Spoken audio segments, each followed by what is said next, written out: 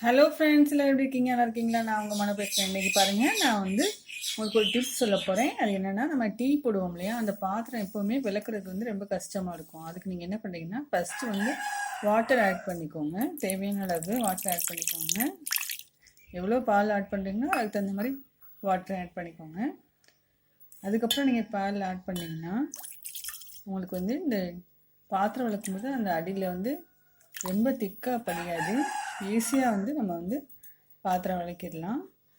நிறைய பேர் டீ போடும்போது ஐயோ பாத்திரம் விளக்கணுமே அப்படிங்கிற மாதிரி ஃபீல் பண்ணுவாங்க.